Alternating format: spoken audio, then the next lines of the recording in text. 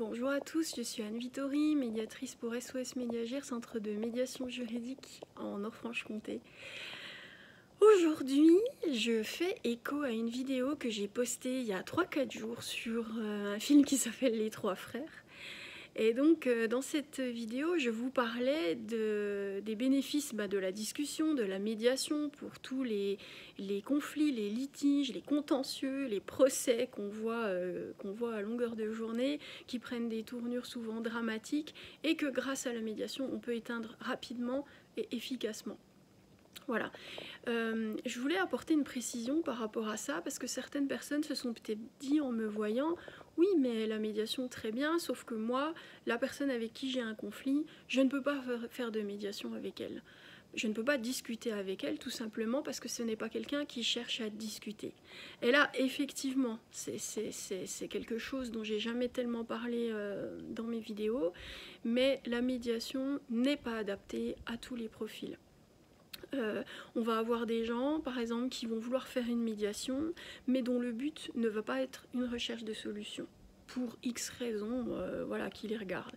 On va avoir des gens qui vont vouloir faire de la médiation, mais qui vont avoir peut-être une pathologie psychologique ou autre qui va faire qu'ils ne peuvent pas arriver à une recherche de solution parce qu'ils sont parasités par autre chose qui va les en empêcher. Et on va avoir aussi des gens qui vont peut-être avoir d'autres pathologies ou alors peut-être pas une pathologie, mais en tout cas un état d'esprit qui va faire qu'ils vont être dans un système peut-être un peu de rapport de force trop important et ça ne fonctionnera pas. Quand je parle de rapport de force, je fais par exemple référence à des gens qui vont être manipulateurs, qui vont être, c'est un terme très à la mode en ce moment, mais peut-être pervers narcissiques, où là, effectivement, on va juste tourner en rond les uns les autres et ça ne mènera à rien du tout parce que les personnes qui vont être dans cet état d'esprit-là ne rechercheront pas de solution. Ils rechercheront peut-être à prendre le dessus, peut-être à faire valoir leur vérité. Et là, et peut-être même pire, peut-être à prendre l'ascendant sur la personne qui sera en face, voire même sur le médiateur. Et là, on n'est plus dans de la médiation, on est dans un rapport de force, voire même parfois un rapport violent. Parce que très souvent, dans la manipulation, on va avoir des techniques qui vont être utilisées, telles que de la menace, telles que de la violence psychologique, telles que des moyens de pression, du chantage. Et là, on est dans du délit. Là, ce sont des délits pénaux, et ce n'est plus de l'ordre de la médiation civile qu'on fait nous.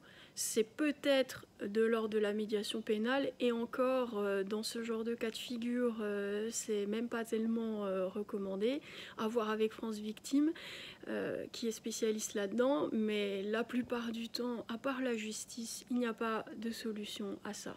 La justice et l'évitement. Voilà, parce que ça peut faire encore plus de dégâts sur les personnes qui sont en face et donner un résultat qui peut être catastrophique. Voilà. Donc c'était une précision que je voulais apporter par rapport à ça.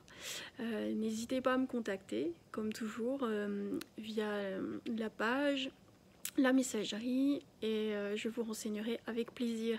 Bonne journée à tous.